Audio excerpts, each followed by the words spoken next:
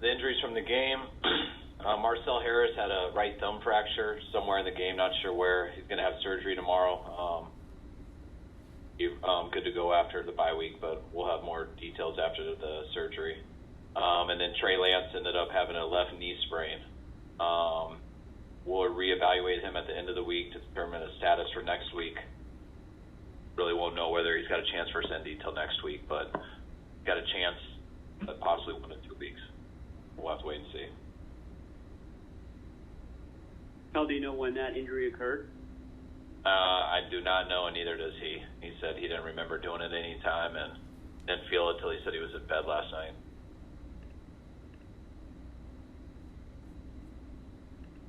Did he have, I'm sorry, Kyle, did he already have an MRI on that?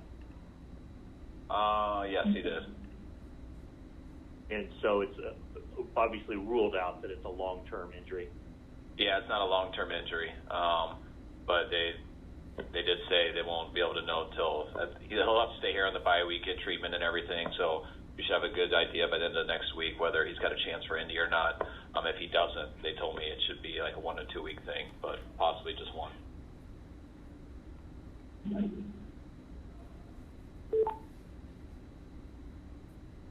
Now, can you, since we're on the topic of injuries, is there any updates on Dre Greenlaw and some of the other guys that are either on IR or PUPs, Tarvarius Moore, Jeff Wilson, et cetera? Are you expecting to get those guys back anytime soon? And for the PUP guys, obviously, it would be after this this next week, I guess 6 weeks on PUP. But are there any updates of those guys coming back? Yeah, I mean, we're hoping when we come back from the bye week, we're hoping to have Jimmy, we're hoping to have K1, and we think we got a possible chance at Hasty. Greenlaw, outside chance, it'll probably be another week or 2 after that. About it. And then Jalen Hurd, what about, is there any? No updates on Hurd. Jeff Wilson still on the same deal. We're hoping for late November on Jeff Wilson. And Tarvarius Moore?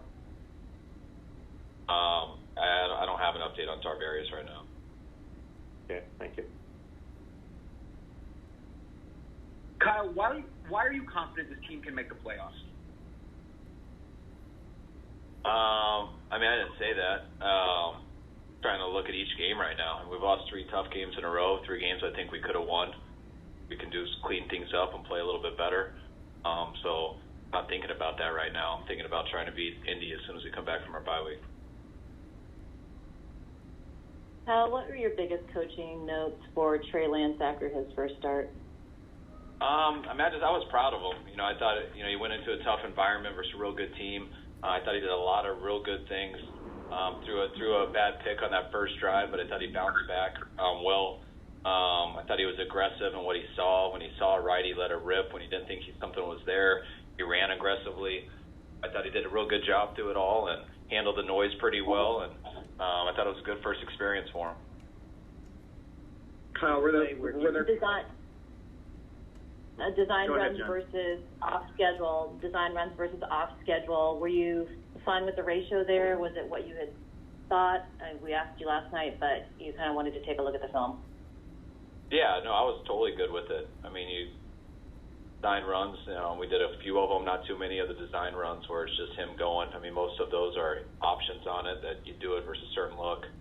But I thought it was a good mixture of it, kept the defense honest in a bunch of stuff, and got them to play a certain way. And once you do that, I thought it opened up a chance for us to make them pay on a few things that we missed. Were there times, though, Kyle, he should not have run and pulled up and threw the ball? Yeah, there's a couple times in the game where you could have got a completion down the field instead of running, but there weren't any that were drastically the wrong decision or anything like that. Even the one he threw a pick on, he could have ran for probably 15 yards on that, but the guy who he saw right was open, and so he decided to throw it instead to try to get the 15 yards in the air, and didn't make a wrong decision. It could have gone either way. The ball just sailed on him. On the play, he was stopped at the goal line. It seemed like there might have been a couple of options in the middle of the end zone. Maybe he could have flipped the ball to Elijah Mitchell at the end there. I mean, is that Monday morning quarterbacking, or would you have liked to have seen him done something a little bit different than what happened? I think it's a little Monday morning quarterbacking. I mean, you run the play, and the first thing you try to do is hit the halfback in the flat right away, and they got a guy outside there. The design is to try to hit Juice, who's sliding from the backside, which the penetration clipped him a little bit, so he's a little bit behind, but that was an option for Trey to do. If you don't have the legs, that's where I would expect him to go back to Juice. But Trey does have the legs, so he kept running. I had a chance to get in there. I think he saw number 9 in front of him and turned it up in there, and he didn't see number 51 coming from the inside, who I think surprised him. You guys made a hell of a play on the goal line, and I was not sure whether he got in or not. You couldn't never tell, but those two guys made a great play. Hey, Kyle, did Mike McGlinchey come out of that game unscathed? It looked like his ankle got rolled up early on, and that may have affected him as he went along.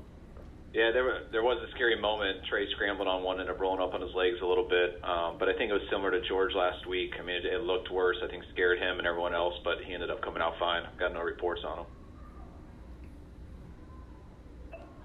Kyle, when you kind of take stock of things here at the bye week, what are some things that you're encouraged by, and conversely, what are some things that maybe concern you a little bit moving forward? I mean, when you lose 3 games in a row, you're always down. It's a tough thing, especially in this league. But I've been on teams where I've lost 3 in a row, and you aren't that encouraged because you can't see how you could have won those games. And all 3 of these games, for different reasons, but I feel very strongly that we could have won these 3, especially this last one. And when you look at that and you can show the tape and show it to guys, you don't have to make stuff up. You just got to show the clips, and we had every chance possible to win that game yesterday, from the beginning of the game all the way to the end of the game. And I felt the same versus Seattle, and I felt the same versus Green Bay. And so those are the things to be positive about. And the fact that most of this league, except for 1 or 2 teams, there's usually about 1 or 2 teams that are on top and got it a little bit easier, just at the talent level and stuff like that. But then there's usually 1 or 2 teams at the bottom, and I put everyone else pretty much in the middle. And it's who wins more of those close games. And we've been in 5 of them, and those easily could have gone differently. And that makes you a 5-0 team. And I'm not trying to sit here and act like we are. There's a big difference between our record and the Cardinals. But the Cardinals have also won 3 really tight games. Beating Minnesota when Minnesota missed a field goal at the last second, coming back versus Jacksonville when they're down 19-10 at the end of the 3rd, and then yesterday. So that's the main thing I try to stress to our team, that it's always going to be hard when you lose games in this league. But you can't let a narrative become your reality. You got to watch the tape. You got to work harder. You got to get better at all these little details that come down to winning and losing in crucial moments. In watching the tape, what are some of those details that you guys need to clean up to start winning those closer games? I think you look at how we started. I mean, the first drive of the game, we're moving the ball, and we end up getting an interception, 2nd and 10, that shouldn't have happened. You go to the next drive, we get to a 4th and 2. We have 1st and 5, I believe, on about the 38-yard line inside the 40, so we've moved it up there. This couple blocks, we end up getting into 4th and 2, and we can't move the chains there. The next drive, we go over 90 yards, and we get all the way to the 1-yard line, and we can't punch it in. And we had an opportunity a couple times before that, whether it was 1st and goal on the 5, and we drop a bubble pass to Debo on the side, coming down all the way to the 4th down where it's inches away. Then you go to the 4th series of the game where we struggled with 2 runs, I think, to start. Had a 3rd and 11, and that was one of Trey's best throws of the game, and ended up having a drop over the middle, 3rd down that got us off the field. You go to our 5th drive, and we're moving the ball, but we have 3 holding calls in 5 plays and have to overcome 1st and 20 a ton of times. So there isn't a specific one. It's how does each drive happen, and I think there's a big difference when you're going 3 and outs and you're struggling to do anything as opposed to some of the stuff I just said.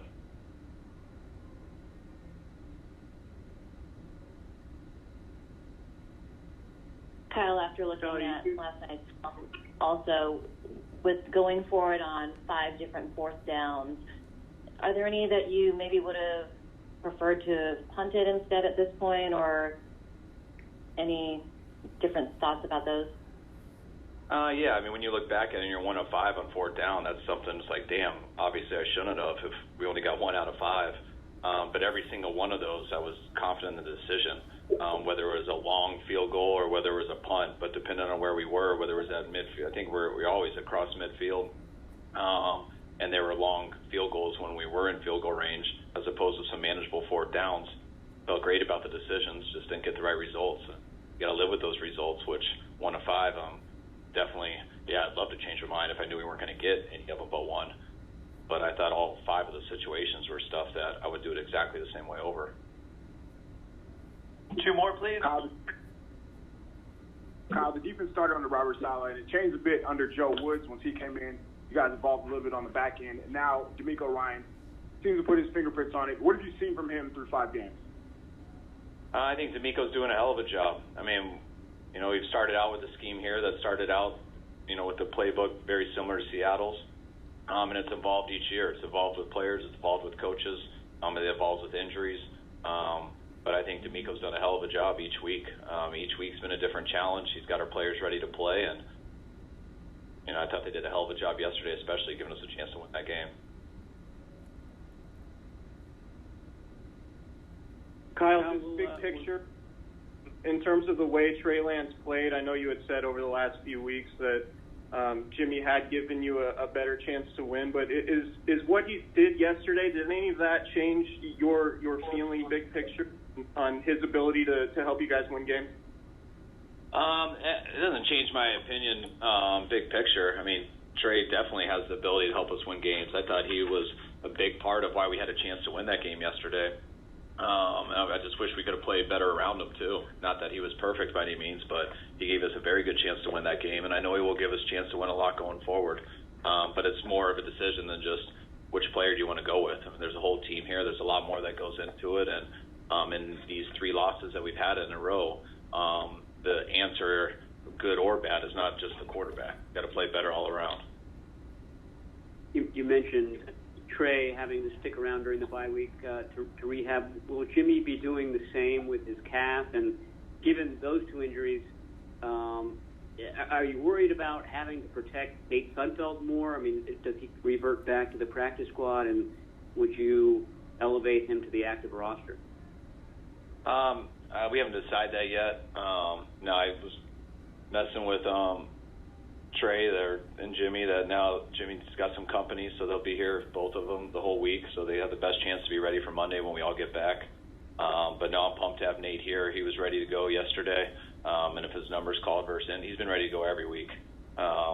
He's as big of a pro as it gets, so if his numbers called versus Indy, I know he'll be ready. All right, thank you, Kyle. Thank you, everyone.